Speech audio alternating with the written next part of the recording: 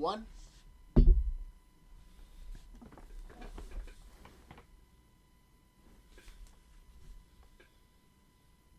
everyone, Joe here from ActionX. Welcome to What's on the Tube, or welcome back if you are here to wrap up your Stargirl content that ActionX has been producing since May of 2020. Wait, May? Yeah, May. Jesus Christ! Oh my God! I'm pretty sure this is gonna go live in September. Like I am getting this. Jesus Christ! This time just went by way too fast. Like we were just on the cult of beginning this journey of Stargirl, and it's been over for a while. I kind of was a little lazy to record this one because the original plan was, well, if you're unaware, we're doing the Season 2 predictions. We're going to talk about everything I want to see in Season 2, what do I hope to see, where do I see the characters going next, all that sort. But the reason why I wasn't, like, the original plan was I was going to record these, this and Doom Patrol, the one we just released before this one. The plan was to release them, to record them after DC Fandom, where there was going to be a Stargirl panel, where there was going to be a Doom Patrol panel, where hopefully we would have gotten a little taste of what's to come, a Season 3 renewal for Doom Patrol, a sneak peek of Stargirl Season 2. In terms of story, I know they haven't shot anything yet because pandemic and all. It's, I think, a much more later down the line type of thing. But with that being said, however, what was I going to say? However, because plans have changed, DC Fandom announced a separation, so most of the TV stuff besides Flash and Titans was moved to another Saturday in September. So I was debating, should I just wait, but I already recorded the Doom Patrol one, so I'm like, I'm going to go forward with it. If anything changes from now and then, I will reflect that whenever we come back next year for Stargirl. But with that being said, however, let's do it. Let's get this out of the way. Let's talk about Season 2 of Stargirl, what I hope to see. So, after an amazing first season, here's the one concern I have. And I know there has been some confirmation from Jeff Johns trying to ease the tensions from certain fans about the permanent move from DC Universe to the CW. Is that, well, the main concern was, of course, the style. As many of you know, if you have been watching my Stargirl reviews, is that I always quoted Stargirl as being more above TV quality, but under cinematic quality. It's in that weird zone where it's like, it's much more clearer and much more, I don't even know the terminology for this. It's more theatrical than an average television episode, but it's not as theatrical as you would see in theaters. It's in that weird zone that definitely meant, like, you know, there was a different type of camera being used than normally an average TV production wouldn't use. Not to say that shows like The Flash or Supergirl or Batwoman have, you know, suffered because of this, but you can definitely tell that, you know, they use a different type of camera to kind of differentiate itself from the other shows. Stargirl being a much more, at first, privatized show that was going to be on a streaming service that was capable of 4K, I'm presuming. I don't know. I could be quoting this wrong. But it was able to present more higher quality content. So they had to get cameras to reflect this. But since the CW acquisition happened in between the production and then plans were changed, I get my guess is that they just kept moving forward with that production. So with Season 2 being just a CW production, because DC Universe... all their content all the original content has been moved to HBO Max, excluding Stargirl. Stargirl was the only one that CW was managed to pick up.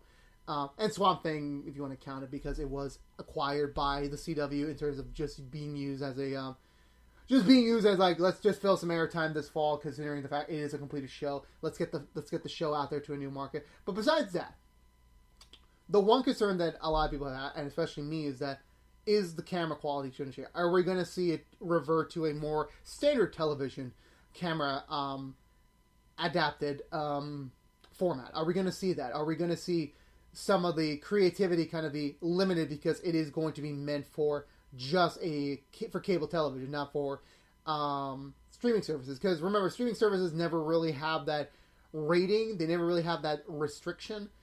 They can air whatever they want on it, and they'll just put in the correct age limit. For television, it's a completely different ballgame. You have to go for many more hoops for, and I think my hair is falling apart. I don't know. But the whole point I'm trying to say here is that the fear was that season 2 might be different. It might be really drastically different, that the charm, the love that we loved in season 1 might not be there. And Jeff Johns confirmed that, no, nothing is changing. The only thing he did confirm was that the budget for season 2 will be significantly lower, which is not surprising considering the fact, if you remember when Supergirl got moved from CBS to the CW, there was a massive dip in the budget because, of course, obviously CBS is one of the big 4 networks. They have way more money to spend in the CW on one of their productions because they have a much more bigger viewership. The CW can't really put that much, to be honest with you. So there's kind of, there's some limits. And so the whole point I'm trying to make is that he didn't confirm that there will be a budget drop, but it was his reasoning was that it was mostly because we don't need as much since we have the sets built, we have this environment already laid the work. So I'm pretty sure besides a couple of new sets next season, we'll probably just get a lot of reused sets from season 1. Let's be fair, it's a great way to save some money, and maybe hopefully once we do get a season 3 way down the line, maybe we'll have enough opportunity to continue to expand the world. But that's way down the line. But he did say season 2 story will be quite different than season 1. Season 1, in my opinion, was more as a passing of the torch season, where we did see Courtney and her friends, even Pat, kind of become the next generation of heroes that the world's going to need eventually. I think season 2, and this is like my proper segue into the predictions. I feel like season 2's theme will be confronting your destiny, if that's a little bit weird, because there's a lot of elements. There's like, it's confronting your destiny / figuring out who are you. Because I feel like Spider-Man 2 did such a great job of seeing the character. Sorry if I'm rubbing my eye; it's itchy. Seeing him, the character, kind of try to figure out who he is without being Spider-Man, and learning the lessons along the way. I think we're being painted in an opportunity for all the characters in season 2 to kind of follow that example. Where, for the time being, and of course I should mention there will be huge spoilers for season 1 of Stargirl. So if you haven't seen season 1, go watch it. It's on DC Universe. I think it's still on the CW.com. I'm not so certain, but you can see it. It's online somewhere. But the whole point I'm trying to make is that Starman, or at least Sylvester Pemberley, is supposedly alive. So let's say hypothetically he does find Pat, does he reclaim his mantle? Does he reclaim his staff and kind of become Starman again? Do we see that happening? And do we see Courtney kind of having to relinquish her newfound title of being Stargirl? Yolanda probably going to be dealing with Brainwave's murder. Is she going to still have that second questioning of, is she worthy to be a superhero? As well as, I'm pretty sure there's still some unresolved conflict with her family members. So the whole question of figuring out Yolanda, not Wildcat, is going to be at front there. Rick is, I have a feeling Rick is going to be a little bit lost next season, since his whole journey was to avenge his parents, and I think by an extent he managed to get some payback for them, but he didn't necessarily, besides that, it was morally as he got what he wanted. What next? Is he just going to be a superhero with Courtney and the others, or does he think that there's something more beyond the suit? And Beth losing the Dr. Midnight AI, is that going to affect her psyche too, as well as, not being... Again, I know the flash forward in the Christmas special definitely painted the seed that everything is fine, but it's the holidays. They're probably putting on an act. Once we get out of the holidays, do we see that those issues kind of reemerge when we pick up in the next year? At least that's in my personal opinion on where things might go for the characters, and the theme, as well as Pat. Pat never has really been part of a team. He's been part of teams, but he's never really been considered official member of the team. This time around, he is. The kids do accept him as one of their own. Can he really, how is he going to handle that? I know he's an adult, I know, but there's probably going to be a side of him where he's happy to be accepted as a real member. But how do we see that kind of continue forward with him, and how does he keep that going? So continuing on with the characters, again, what I mentioned before for each one of them, that's where I want to see them each go next. We know Courtney, no, she is Stargirl, but can she, the question is, what is she willing to do to continue being Stargirl? If the looming presence of Starman returning potentially, is that going to like disrupt her plans of being Stargirl, especially also Pat. Like, will if Sylvester's back, who has never treated Pat, with the equal respect he deserves, will that mean a digression in terms of like status for Pat after everything he's been through? Like, does that mean that Yolanda again being in the field of killing Brainwave? What do we see in that, like the PTSD after effects? Because my theory is that we're going to see Brainwave return in season 2 as a ghost. I know it's been done to death, I know, but I would love to see that dynamic. Like, for me personally, I think the original crew of the ISA is gone. Like, we're never going to get that back. We know Gambler's out there, we know the Violinist is out there, we know they're out there, but there's never going to be a proper OG ISA again. So Brainwave, Icicle, will never be physical threats to the JSA again. We know that for a fact. But Brainwave kind of haunting Yolanda, not because he transferred his conscience to her, not at all, but just being like a spiritual ghost akin to Arkham Knight, where Joker came back to kind of haunt Batman during the final moments of him losing his sanity, of having Joker's like infected mind kind of corrupt him in a way. I know it's weird. It sounded weird. That game was weird. Great game, weird story.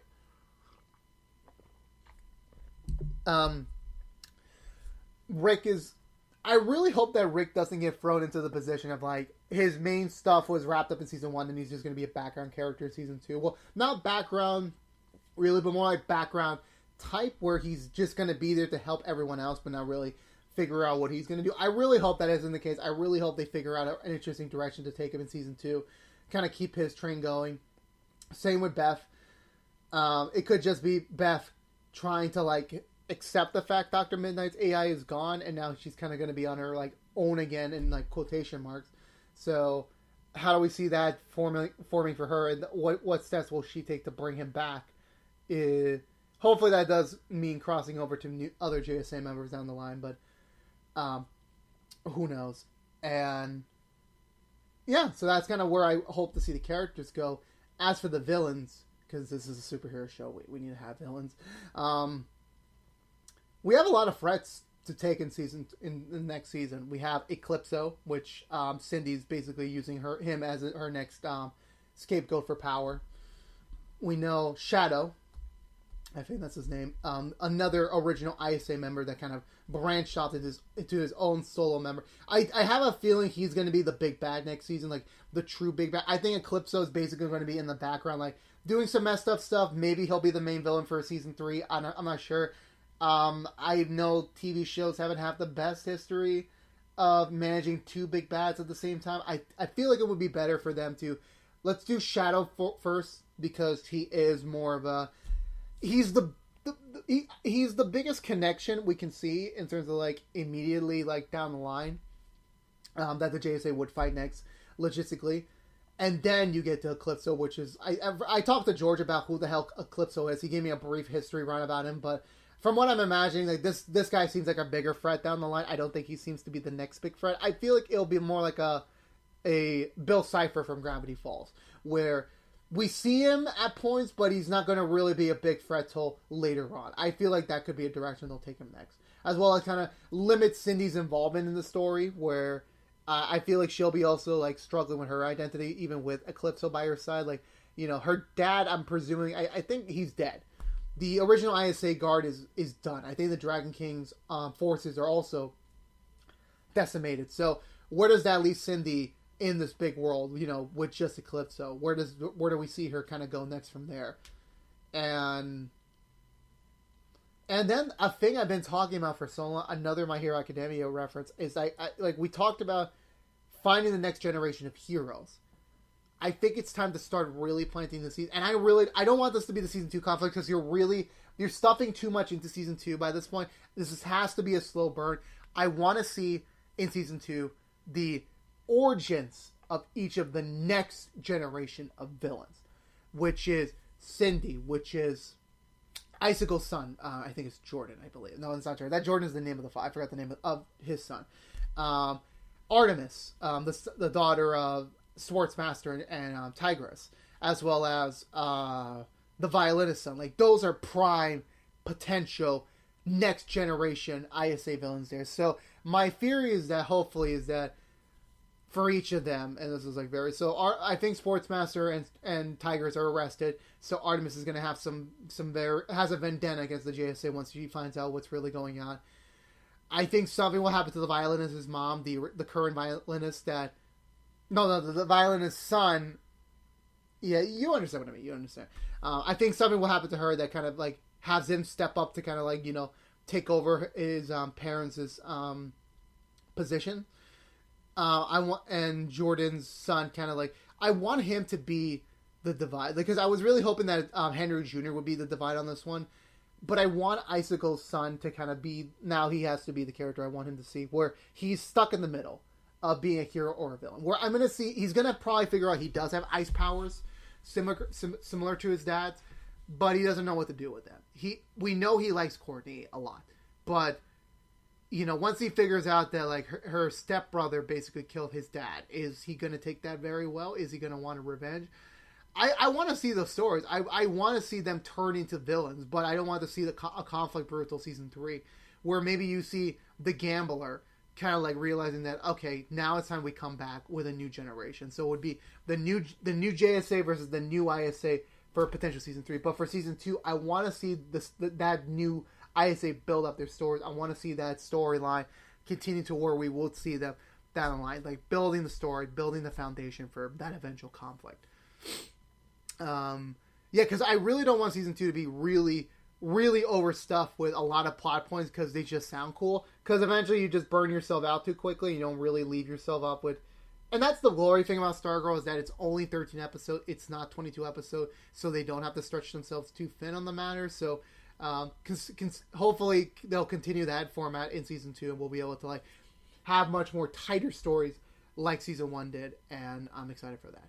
So, with all that being said, when do I see DC Stargirl returning to airwaves next year for season 2? So with this being a CW joint now, it's a CW production now. It's it's on their schedule. They are going to release it when they want. I had to burp there. I had to drink there. When do I see the show returning?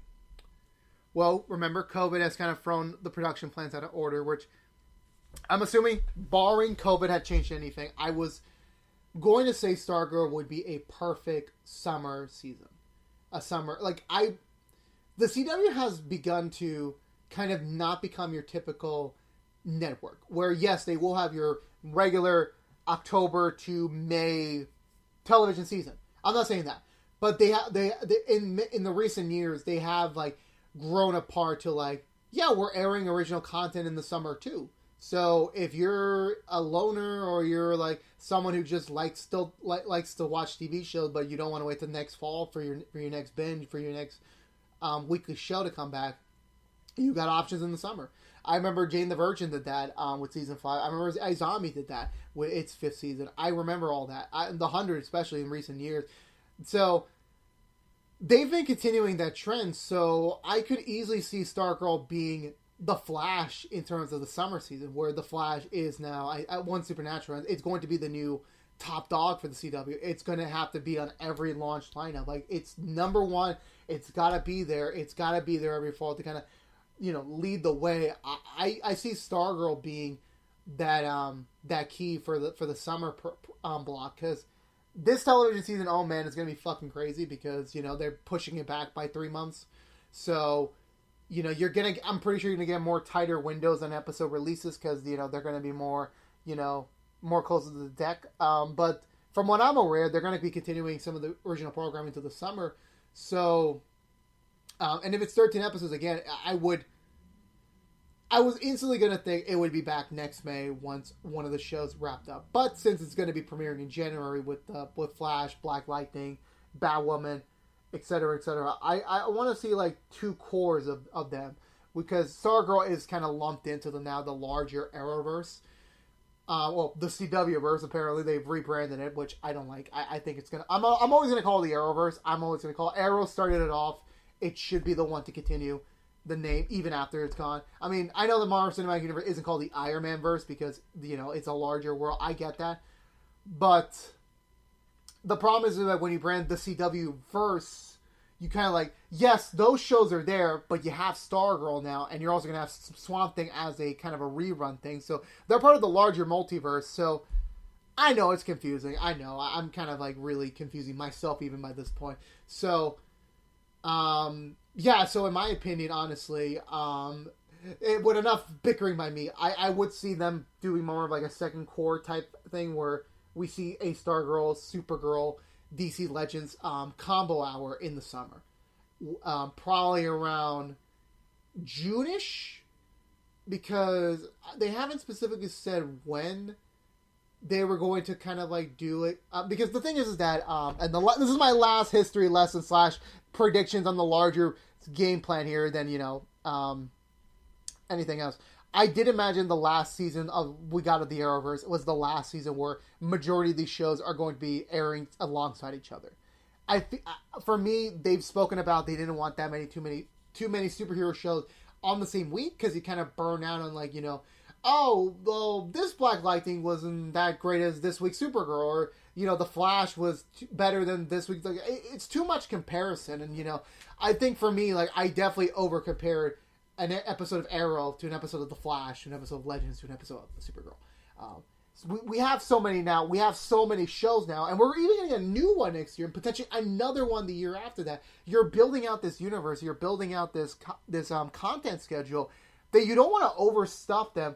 So we have enough shows to basically like, yeah, let's split them up. Let's give them some space, which doesn't mean well for crossovers, but it also works out in the favor of like having more diversity. Like I know that I'm really getting off schedule here, but I really don't have any other outlet to talk about this. But you have a Batwoman and Superman and Lois crossover next year, but you don't cross over with the Flash. What's that all about? And then the other shows are not coming back, so it kind of like, oh, that sucks. After Crisis, you kind of want to see another semi-sized big team up, but obviously budget reasons, you don't want to do that. Plus COVID. But I would imagine more cameos. Like Supergirl might make a cameo in part 2, or maybe Stargirl will make a brief cameo at the end of part 2, like that sort of thing. So the point I'm trying to make is that my overall opinion, I don't expect Stargirl to return. Maybe for a year, I could anticipate, like, once the Flash wraps up its 22 episode run, how they're airing it, whether it is going to be an episode every week or a retooled version of the original content schedule, which means we won't probably get that till August. So yeah, there's my so we'll probably see Stargirl season 2 in about exactly a year. That's my final prediction on the matter. And also, the last thing I want to do is that, remember, Stargirl, as you've heard me ramble for about like maybe 5 minutes or so. I really don't know. The one thing that we are aware of is that it's part of the new Arrowverse multiverse that was established at the end of Crisis. So this is Earth 2, the new Earth 2, not the original Earth 2 we saw in The Flash. So keep that in mind. So with that being said, however, they have talked about crossovers. For me personally, do I want to see a crossover? I feel like for me, it's a twofold answer. If the crossover is going to mean something valuably important to the show that it's crossing over with, to the principal show has to benefit from the crossover. I know it's great to have crossover with Stargirl. You have a limited episode count. You don't really want to harken too much. Like, let's waste an episode of our story for a crossover. Yes, it's going to be great for ratings. Yes, it's going to be great for reviews. But you're going to risk potentially having to squeeze in more things in other episodes that doesn't really flow organically. I said this again in Stargirl season 1. Every episode mattered. Every episode flowed right into the next one. My two examples of like a perfect crossover that's like just on another singular show, not like an event crossover, would be the Flash Supergirl musical crossover, where that benefited the Flash 100%. This did some work for Supergirl, not that much, but it was mostly like, we're benefiting the Flash here. Like, they helped Barry and Iris, I think I remember from that episode, like, they helped them kind of develop their relationship. They kind of had them smooth out a rough patch that they were dealing with on their show. And the other one was, not DC related, but Marvel, but when Iron Fist showed up on Luke Cage, it wasn't a proper Heroes for Hire crossover. It was more of, Iron Fist needs to help Luke Cage out progress his story, as well as have a cool crossover moment. So unless the writers can do something pretty crazy and do something that works with like having a Flash or Supergirl cameo, because those are the two shows I would see them crossing over with mostly. Either one of those two would work. But Stargirl making a cameo in the next Arrowverse crossover would be dope. Or maybe Flash embarking on a new multiversal adventure. Or I really don't know. Like, I don't know what the standard is on, if the team that's writing all the Earth Prime shows, do they want to go right away into a new multiverse? Do they really want to cross over right away, or do we get some more time for independency? Do we see that? I don't know. I don't know really what that will entail. But for me, I think it would be dope to see the Flash. I mean, I want to see a Supergirl crossover. Flash would be dope, but Flash crossovers with everyone. I mean, come on. I mean, we finally got a great combo in Supergirl, and Ruby Rose is Batwoman, and she left the show. Of course, obviously for different reasons, but come on. Like, you build up that dynamic for more than a year, and then you're gonna throw it away. So, I want to see Supergirl kind of be a mentor to Courtney. I want to see that happen. I mean, seeing Barry there would be pretty cool, but I feel like it's time for something for Supergirl to get some love. It's time. Anyway, enough with that rambling. Let me know in the comments below. What do you want to see in Season 2? What do you hope to see in Season 2? When do you guys think Season 2 will come out? Let me know in the comments below. I'm always open to conversation. And that's going to do it for me. So, if you were unaware, this was What's in the Tube from ActionX. If you want to see more What's in the Tube, then I'm sad to say you're out of luck. After producing 123 episodes of this show, we are taking our very first hiatus. This is the last episode I'm shooting, I think, in this style. I think when we come back, we're going to do something completely different. All TV shows need to take a break. I need to take a break. We are working on something new for What's on the Tube down the line. I'm not ready to announce it just quite yet. We still need a little bit more time to work out the kinks. But until we get to that announcement, for now, this will be the last episode, because I didn't immediately want to go into another review series because, again, with COVID, I'm really, really limited to the shows I'm able to talk about, the shows I'm able to review. Like, I know Lovecraft is on the air, and I know a lot of people I know, oh my god, this is so fucking amazing. I'm happy for that. I could have done that after Perry Mason, but it was so close after Perry Mason that I would have had to omit the Season 1 review for Perry Mason and the Season 2 predictions for that show as well. So, I made the decision. Okay, once our current programming comes to an end, I want to take a break. I want to, take a break, pause for a minute, and just start doing something new on What's in the Tube. The branding will continue. This is not the end of What's in the Tube. We will be back for another television season this January. But considering the fact that again, I am very limited to what shows I can talk about, what shows I'm able to review, what episodes I'm able to review, it puts me in a difficult position to it's gonna make sense in the long run. It's gonna be a 5-6 week hiatus, but again, remember, all shows take a hiatus, so we will be back. I love making this show. I love doing the reviews. I love talking to everyone. I love sharing my thoughts. I love it. I love it. I love it. And I'm not saying that because I'm tired, because I am tired, but I love it. I love it too much. We're not canceled. We're not ending. We're still very much continuing. We produced 123 episodes of the show so far. There will be more to go. And I'm excited to see where the next wave of episodes take us. What new shows we'll review. What new things to talk about. I can't wait for that. But for now, we must take a break. I was gonna quote something from Dragon Ball Super, but once this hiatus is over, our reviews will start up again. But until then, this is where we part ways for now. Again, if you want to stick around, please subscribe to ActionX. Also, officially, my hair is a mess. I'm gonna have to work on that next time in the next run. If you want to keep up to date and you want to know right away what the next show we're doing when that happens, which will probably be in October, follow us on social media or subscribe to us on youtube.com to be up to date on that sort of information once we have that publicly available. Like, favorite, share this prediction video if you want to, and also ring the bell if you want to stay really up to date on stuff. But yeah, until that real next time, this is goodbye for now. So for you Stargazers, thank you so much for joining me on this journey. We will see each other again in season 2. But if you really like me and you want to still see me and all the other crazy videos I do, subscribe again, and we will talk about Stargirl another day next year. But until then, this has been the end of our Stargirl content for What's in the Tube for here on ActionX.